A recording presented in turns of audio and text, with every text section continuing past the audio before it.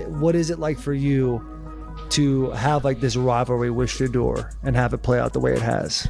I don't have a rivalry with him. That's my boy. So at the end of the day, this whole process, we thought me and him were gonna be 1 and 2 the whole time. Whether he's 1, I'm 2. Whether I'm 1, he's 2. And so that's just always been, our mindset. It didn't go that way. But I mean, just coming out of college, even to the draft, I thought he was one of the better quarterbacks in the draft as well, even throughout. Forget about gossip in the locker room. This individual revealed how players actually perceive Shedeur Sanders by breaking into the NFL group conversation. And believe me when I say that it's not just handshakes and fraternity. A few of these guys behave as though Shedeur just came in on their Thanksgiving meal and grabbed the last piece of pie off the table. What is causing all of this shade then? Why is everyone ignoring him rather than applauding his ascent? It goes beyond just small talk. Compared to halftime gossip, it's messier. We're discussing the NFL's secret pastime. It's not football either. It's pettiness and jealousy. Consider it. Somehow, grown men with Lambos, diamond necklaces, and million-dollar contracts still find time to scoff at a rookie quarterback who hasn't even had a chance to see the NFL. I think at the end of the year we play team ball, really majority all the time. Like I can say, the Virginia Tech game, I had 2 books, and the defense, they kept us in the game.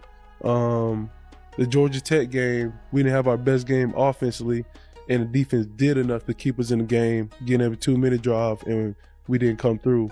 In the Syracuse game, we didn't lift up the defense enough to be able to win that game and finish it out. So I just think at key times, we didn't lock in, and that ended up resulting us not making the playoff. Cam Ward intervened like a fire alarm, just as it appeared like the drama was coming to an end. He made everything clear in a loud, obtrusive, and unforgettable manner. Interceptions and touchdowns aren't the true problem. Its fears are brewing, its egos are colliding, and Shedeur has the guts to shine without seeking permission. Here's the catch, though. There is more than one quarterback. It was a promised land. The thing is this: Shedeur didn't appear on ESPN out of thin air. He has been steadily grinding. He was first shaped like a diamond by his father under extreme pressure at Jackson State. Then, whether or not the world was prepared, he became the face of college football at Colorado right away. And believe me, many folks weren't prepared. Cam Ward, the #1 draft pick of this past NFL draft quarterback, was selected by the Tennessee Titans, setting the record straight about Shedeur Sanders as a quarterback. Cam Ward was saying that he thought during this whole process that Shedeur was one of the best quarterbacks in this draft. 1, if not 2. He was talking about him and Shedeur, 2 best quarterbacks that everybody was talking about before the draft. And he was on this podcast letting them know where he stands with Shedeur Sanders. There's an invisible rule that is part of the NFL's unwritten manual. Until the veterinarians give the all clear to sit at the cool kids' table, you must not shine too brightly. Shedeur, however, didn't wait for an invitation. With his plate already full, he pulled up a chair, skipped the line, and sat down. However, don't get it wrong. This man isn't some Instagram sensation who is throwing passes as his cousin holds an iPhone in a park. Even seasoned quarterbacks are rattled by his accuracy, stats, receipts, and composure under duress. His name continues to be booming because of this. Here's the problem, though. None of that matters to some NFL players. He is simply Deion's kid to them. I feel a special relationship with him, especially me first getting to know him about 5 years ago when I started working with them when I was in UIW. But it did surprise me because he's a good quarterback. He doesn't get a lot of credit that he deserves, especially the plays that he made in Colorado. A lot of quarterbacks in the country aren't making those plays. So when he gets this opportunity, I'm pretty sure having soon today, he'll make sure he'll make plays on the field when he gets a chance. The quarterback with the ostentatious collection of watches. Some teams' practice squad salaries are smaller than the ones stacking NIL deals. And that's precisely why the shade continues to fly. He is referred to as a clout chaser. With an advertising agreement, a rookie who hasn't even played an NFL snap yet already acts like a brand ambassador. Some players don't feel deserving of all that attention. It seems contrived and exaggerated, as if his notoriety was manufactured in a marketing lab rather than on the field. Even worse, they believe he violated the revered rookie code. Enter quietly, remain modest, until the veterinarians determine that you exist, remain invisible. Imagine this. When you start a new job, your employer says, "Welcome aboard." Don't talk now. Avoid smiling. Don't rejoice. Wait until we give the all clear before you even start breathing loudly. The unwritten NFL veteran code is that.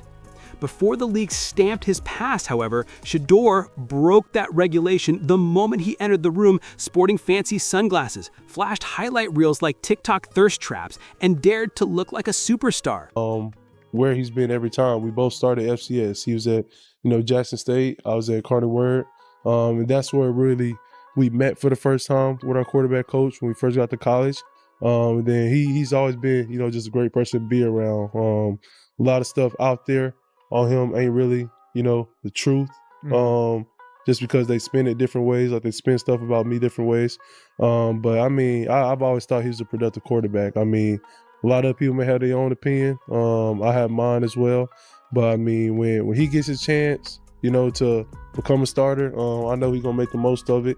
And I'm ready to get back to work with him. After the season, talk some more stuff to him. Say some crazy stuff. Here's the twist, though. This story would have ended long ago if he hadn't had the game to support it. He would be just another quarterback to lose interest in, only a forgotten name spoken at trivia night. The issue, and the true cause of these veterans' complaints, are straightforward. Perhaps Shedeur will live up to the hype, and nothing enrages people more than when the person they had doubted turns out to be the one who disproved their suspicions. Let's break it down completely then. NFL veterans witness primetime Shedeur is extending throughout the league, not just Shedeur. He is more than simply another rookie in their eyes. He was the child who escaped the struggle of obscurity they all had to endure by growing up with cameras flashing in his face. Let's face it, some of that jealousy makes sense. The majority of these veterans didn't stack endorsement deals before they could even grow a mustache or fly private planes to games as teenagers. Then comes the age of social media, in which Shedeur is already an expert. He does more than just toss touchdowns. A full lifestyle brand is being curated by him. His Instagram appears to be a spread from GQ. Like movie trailers, his highlights are shown. Every post has the energy of a celebrity. In addition to advertising his game, he is also promoting himself. And that's not only common in today's sports environment, it's required. However, try explaining it to NFL veterans from the past who still believe that self-promotion is bad. They assume right away that Shedeur is more interested in clout than football when they witness him flaunting his watch collection and flexing his NIL checks. A politician would blush from the hypocrisy. Ward is one of the most interesting NFL prospects that I have seen in quite some time, and a lot of it has nothing to do with his stats. Obviously, we know by now he's played at 3 different schools. FCS Incarnate Word coming out of high school, Washington State, and then Miami, where he was the best quarterback in the nation. But throw stats, throw film, throw all of that out of the window. This man has played for 3 different programs, meaning that he's had 3 different offensive coordinators, 3 different O-line units, and 3 different receiver corps, and dominated at every single school. And with a lot of quarterback prospects coming into the draft, they were paired up with first-round receiver. Additionally, keep in mind that the locker room has its own politics. Veterans view it as a medieval monarchy in which they parade around like knights defending the crown, while newcomers are peasants wearing helmets. Rookies are instructed in their playbook to remain silent, fit in with the shredders, and hope that someone will remember their name. Shedeur is not entering the situation as a novice. He's taking over like a king or queen. He refuses to submit to the alleged system, and many veterans squirm at that alone. Here's why it matters that Cam Ward called out. The silver spoon was not Cam's upbringing. He understands what it's like to strive for acceptance and to earn every shred of respect. Therefore, his statement that NFL players are resentful of Shade is really powerful. It's not about touchdowns here. It has to do with pride, jealousy, and a fear of change. The double standard is absurd. A veteran is a leader when he displays confidence. However, when Shedeur does so, he suddenly becomes arrogant, conceited, and only present because of his father. It's funny how the rules change depending on who is in the spotlight. In actuality, Shedeur is rewriting the rules. Him to be the security blanket, which is what you brought him there for to begin with. You didn't bring him there to lead the Browns. You brought him to be a security blanket in the event that you couldn't find somebody else who could do it. That's why people in Cleveland were looking at it last year. Why the hell isn't he here last year? What the hell you let him get out the door for before you ultimately brought him back after the season he had a couple of years ago? But I do think it's important to bring this one nugget up.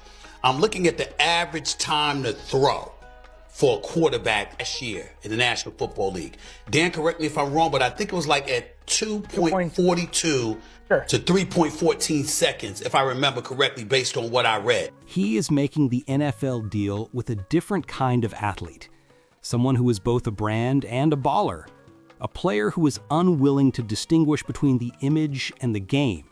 Yes, that's precisely the reason he shakes so many cages. The league would accept it rather than oppose it if they were astute, since Deion Sanders sells whether you like him or not. He pushes merchandise, seats fans, and keeps the news stories interesting. Furthermore, Cam Ward's direct honesty is significant because it exposes the league's double standards. This entire situation demonstrates that players are also fighting back against Shedeur, not just salty fans. To be clear, it's not because he is incapable of playing. It's because he dares to set his own rules. Additionally, Cam Ward's candor may ignite something more significant. Perhaps it makes veterans seriously consider why they feel so frightened by a rookie quarterback who dares to enter the game confidently, rather than stealthily. It might even force the league to reconsider how it handles rookies who enter the game with confidence. Absurd opinions that are out there on Shedeur Sanders, why he hasn't played great in the preseason, why he's not being the starter for the Cleveland Browns. It is absolutely off the charts. People have lost their minds when they're discussing Shedeur Sanders. I think it's because people are still bitter that they were wrong about him being a first-round pick. The NFL is always a meritocracy. It's what are you capable of actually accomplishing on the field? Or perhaps there is no change at all. Perhaps the same veterans continue to give Shedeur side eyes while surreptitiously playing back his best moments on their phones like remorseful admirers. In any case, the Shedeur Sanders story is only getting more intense. He's not just playing the NFL's game, whether you like it or not, so it's not slowing down at all. In front of everyone, he is modifying the rules and flipping them. The worst part is still to come. Perhaps it's time for the rest of the league to acknowledge what's truly happening as well, given that Cam Ward had the guts to say this aloud. The NFL now has two options: be prepared to smash Sanders or risk choking on his dust. Knowing Shedeur, he's doing quite great in any case. Let's face it though, this was never just Shedeur versus some sour NFL veterans. It goes well beyond that. There is more than one player involved. It is the meeting point of two distinct football eras. This is the harsh truth. The entertainment machine has already completely engulfed the NFL. Nowadays, players are more than simply athletic. Billboards, jersey sales, sponsorships, highlight reels, viral videos, and tweets are all part of their activities. All have equal importance to yards and touchdown. Having him run that 2-minute drill is a strange decision. Do I believe that Sanders is being sabotaged? No. I think that is excessive. Do I think that he is being put in the best positions to be successful? No. But you know why I say that? Because he plays for the Browns. Nobody in that motherfucker is in a position to be successful. What the fuck are you talking about? They're going to start Joe Flacco. I know I've cussed a lot more in this show than I typically would prefer. They're going to start Joe Flacco. Nobody's in a position to be successful. And let's be honest, the NFL wouldn't be throwing rookie quarterbacks into primetime lights with television crews following them around if they genuinely cared about maintaining their modesty. They wouldn't be offering rookies million-dollar contracts to market energy drinks, chips, and vehicles before they've even caught a touchdown pass. Shedeur, however, is unique. He isn't waiting to be given a microphone by the NFL. He has one already. He has a following, a platform, and an audience that listens intently to everything he says. And that's exactly what the establishment finds most frightening. They are unable to confine him. His story cannot be scripted. Furthermore, they have no control over the story.